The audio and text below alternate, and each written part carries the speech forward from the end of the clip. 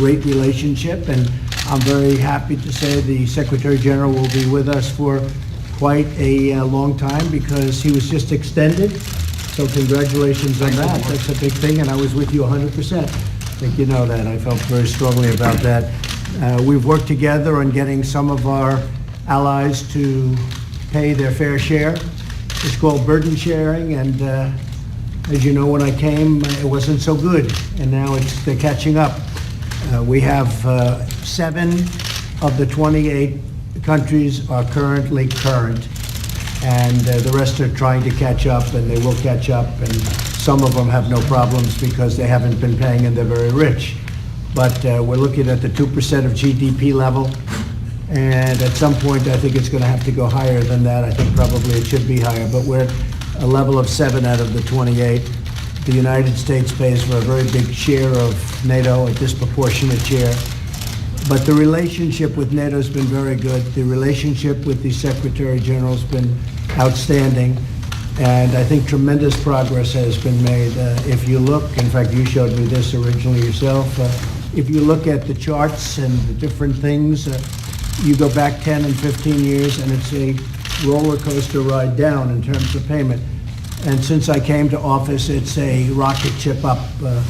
We've picked up over $140 billion of additional money, and we look like we're going to have at least another $100 billion more in spending by the nations, the 28 nations. We're going to have, and that's exclusive of the United States, we'll have another $100 billion more by 2020 or a little bit into 2020. So tremendous progress has been made, and NATO is much stronger because of that progress. And Mr. Secretary General, it's a great honor to have you with us at the White House. Thank you. Thank you very much. Thank you so much, Mr. President, and once again, thank you for hosting me and my delegation once again in the White House. And it's great to be back, great to see you, and thank you for your strong commitment to NATO, to our alliance, and to our transatlantic bond, and especially for your very strong leadership on burden sharing, because as you just mentioned, after years of cutting defense budgets, NATO allies have now started to invest more. And by the end of next year, they will have added 100 billion more into their defense budget since you took office. And that helps. And it proves also that NATO is a strong alliance. We have increased the readiness of our forces. We have stepped up in our joint fight against terrorism, and we are investing more. So actually, North America, United States, and Europe, we are doing more together now than we have done for many, many years. And that shows the strength of this alliance in a year where we actually are celebrating the 70th anniversary of NATO. So it's great to see you. I look forward to our meeting, and thank you for your support. Well, thank you, and it has been an honor. And we're very proud of what's happened over the last couple of years with respect to the relationship and to NATO. A lot of the media doesn't understand what took place, but a tremendous amount of additional money was invested by other nations, which was a fair thing from the United States, from our standpoint, the standpoint of the United States, and a lot more money will be invested. But we've been picking up a tremendous and disproportionate share, and we just want fairness. I have to have fairness for our taxpayer too, and I think that's what's happening, and I very much appreciate it. Thank you very much. Thank you all very much. Mr. President, Mr. President, is it your intention, sir, to close the border this weekend? What would it take to not close the border? Well, I haven't made that intention known, and I'm ready to close it if I have to close it. Mexico, as you know, as of yesterday, has been starting to apprehend a lot of people at their southern border, coming in from Honduras and Guatemala and El Salvador, and they're really apprehending thousands of people. And it's the first time really in decades that this has taken place, and this should have taken place a long time ago. You know, Mexico has the strongest immigration laws in the world. There's nobody has stronger. I guess some have the same, but you can't get any stronger than what Mexico has. And we don't want people coming up, making that very dangerous journey and coming in. Our system is absolutely maxed out. And Border Patrol has done an incredible job, but the system is absolutely maxed out. And it's a very unfair thing. So Mexico has, as of yesterday, made a big difference. You'll see that because few people, if any, are coming up. And they say they're going to stop them. Let's see. They have the power to stop them. They have the laws to stop them. And what we have to do is Congress has to meet quickly and make a deal. I could do it in 45 minutes. We need to get rid of chain migration. We need to get rid of catch and release and visa lottery. And we have to do something about asylum. And to be honest with you, I have to get rid of judges. Every time, and you won't even believe this, Mr. Secretary General, you catch somebody that's coming illegally into your country, and they bring them to a court. But we can't bring them to a court because you could never have that many judges. So they take their name, they take their information, and they release them. Now, we don't release too many, we keep them. It's called catch and keep, if you don't have facilities for that. But you have to bring them through a court system. If they touch your land, 1 foot on your land, welcome to being Perry Mason. You now have a big trial. So what they've done over the years is they release them into the United States, and they say, come back in 4 years for a trial, and nobody comes back. I guess 1%, 1 to 2% on average come back, and nobody can understand why they come back. They're the only ones that come back. It is the worst, dumbest immigration system in the world. The Democrats could change it with one meeting. Everybody would agree. But they don't want to change it because they don't want to give the Republicans a victory.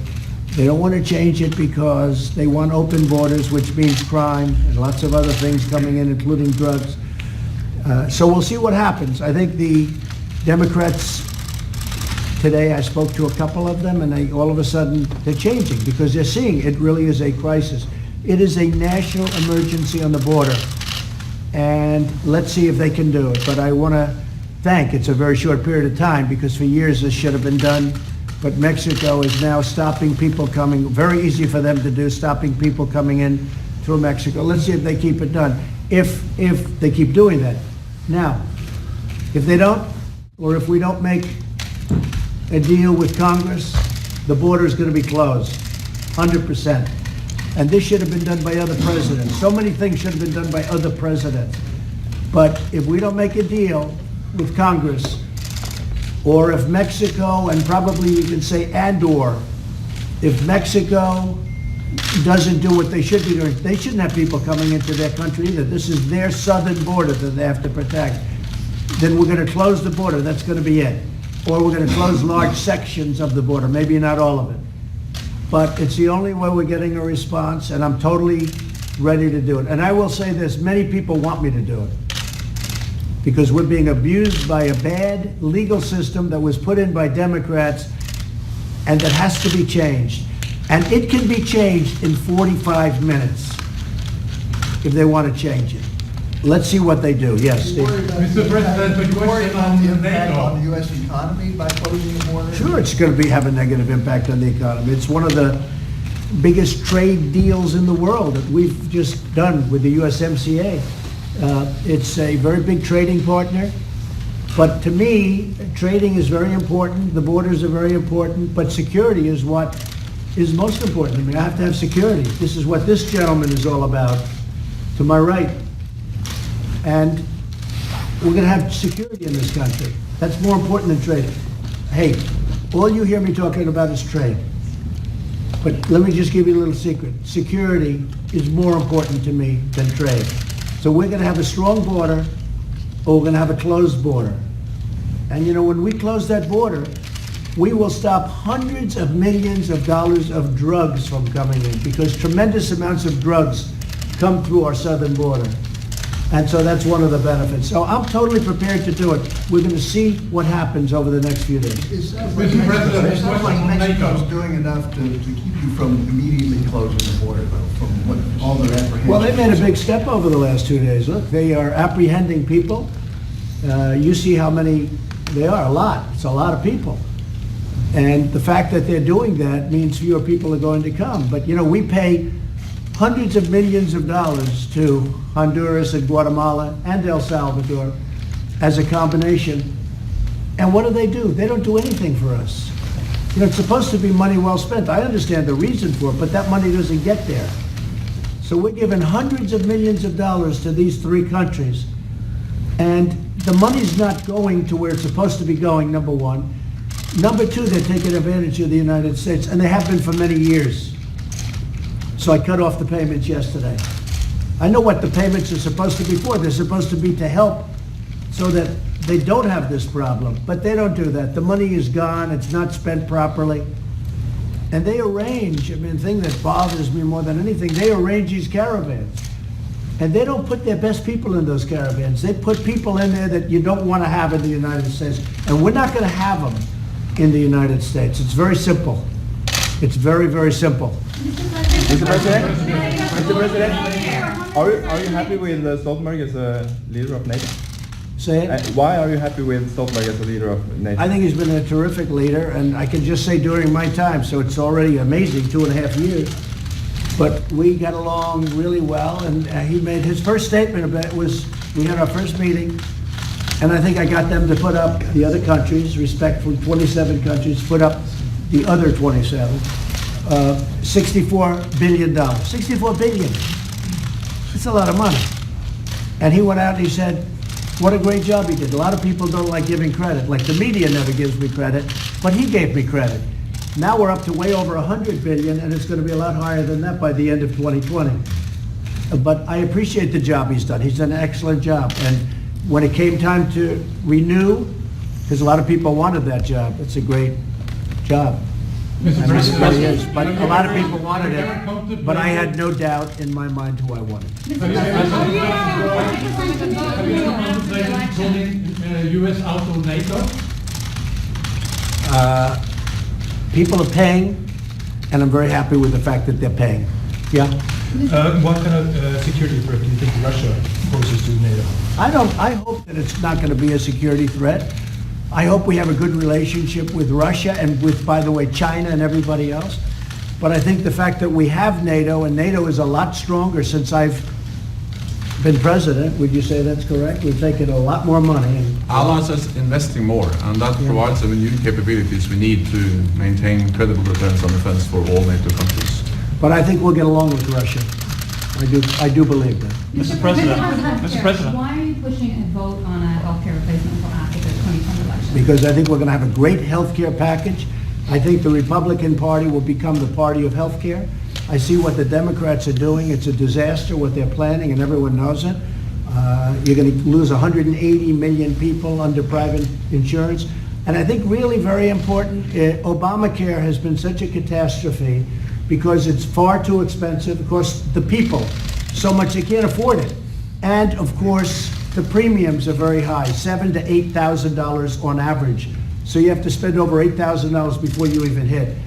So Obamacare has been bad. So if we get back the House, and on the assumption we keep the Senate and we keep the presidency, which I hope are two good assumptions, we're going to have a phenomenal health care. Mr. President, What do you think NATO has accomplished in 17 years? No, I wanted to delay it myself. I want to put it after the election because we don't have the House. So even though the health care is good, really good, it's much better than when the plan comes out, which we'll be showing you at the appropriate time. It's much better than Obamacare. So when the plan comes out, you'll see it. It's possible the Democrats would want to do it. I mean, it's much better for the people, but I'm assuming they won't because the Democrats never do anything that necessarily is going to be anything other than political. So what happens is we'll go through the election. We have a very good chance at retaking the House, and we have a very good chance at keeping the Senate, and I think we will keep the Senate, and I think we're going to keep the presidency, and we'll vote in the best health care package we've ever had. Mr. President, Mr. President, what do you think NATO has accomplished in 7 years? I think many things they've accomplished, but I think they also really stand for a signal of truth and of strength. And we have a great leader. Mr. President, how dependent are you on NATO? I'll be talking about Germany. I always talk about Germany. I mean, Germany honestly is not paying their fair share. I have great respect for Angela, and I have great respect for the country. My father is German, right? Was German, and born in a very wonderful place in Germany. So I have a great feeling for Germany, but they're not paying what they should be paying. They're paying close to 1%, and they're supposed to be paying 2%. And the United States, over the years, got to a point where it's paying 4.3%, which is very unfair. And the U.S. GDP, especially under me, because the GDP has gone up so much, because it's 4.3 of a much larger GDP. So we're paying for a big proportion of NATO, which basically is protecting Europe. So we're protecting Europe. At the same time, they've taken advantage of us on trade. So we have the best of all worlds. We're protecting countries that have taken advantage of the United States on trade. But it's all changing. It'll take a little while, but it's all changing. Mr. President, there is going to be a vote in the House Judiciary Committee tomorrow whether or not to authorize subpoenas to demand an unredacted version of the Mueller report and all of the background materials. If they do vote out the authority for subpoenas, will the White House fight them? Well, I think it's ridiculous. We went through 2 years of the Mueller investigation. We have, not only that, you read the wording, it was proven. Who could go through that and get wording where it was no collusion, no nothing? So there's no collusion. The Attorney General now and the Deputy Attorney General ruled no obstruction. They said no obstruction. And so there's no collusion, there's no obstruction, and now we're going to start this process all over again? I think it's a disgrace. These are just Democrats that want to try and demean this country, and it shouldn't be allowed. And I'll totally live by what the Attorney General, I have great respect for the Attorney General, I'll live by what he said, but I will tell you this, nothing you give them, whether it's Shifty Schiff or Jerry Nadler, who I've known, he's been fighting me for half of my life in Manhattan, and I was very successful, thank you. But Nadler's been fighting me for years and years in Manhattan, not successfully. I will tell you, anything we give them will never be enough.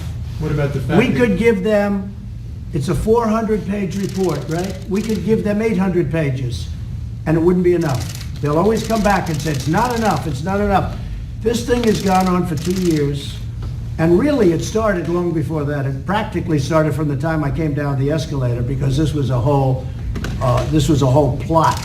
Whether you want to use the insurance policy as a time frame, this was an insurance policy just in case Hillary Clinton, loses. Well, she lost, and she lost big.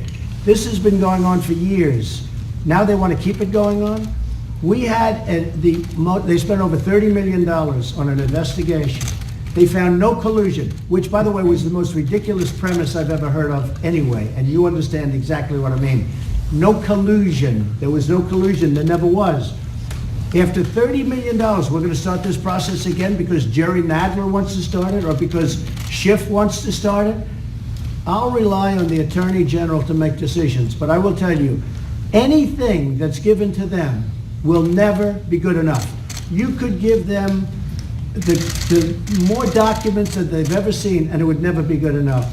So I think it's somewhat of a waste of time. This is just politics at a very low level. What about the fact that Congressman Nadler opposed the release of the Starr report in 1998? Well, that's a good thing. It's very nice that you bring that up. The fact is that Jerry Nadler was on the opposite side of this, and he thought it was a disgusting, terrible thing to even think about giving the Starr report, but now we should give the Mueller report.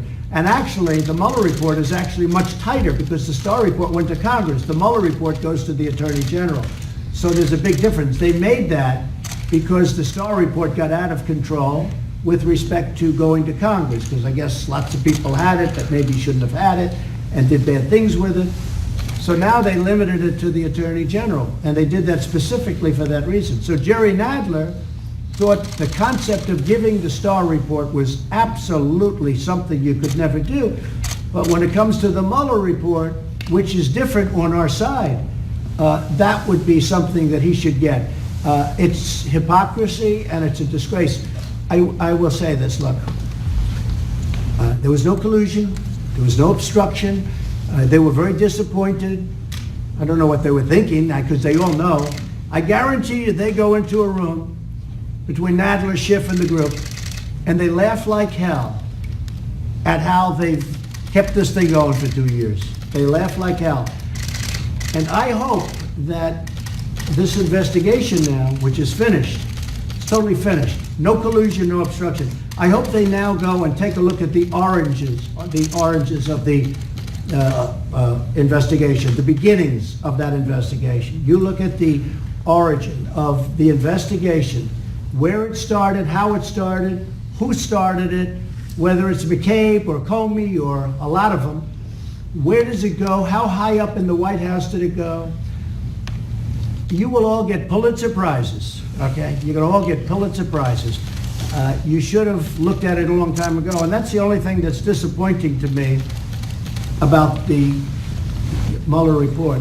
The Mueller report, I wish, covered the oranges, how it started, the beginnings of the investigation, how it started. It didn't cover that, and for some reason, none of that was discussed. Now, if you look at the IG report, it's very serious. Now, we have another IG report coming out, hopefully very soon. And I think you're going to learn a lot.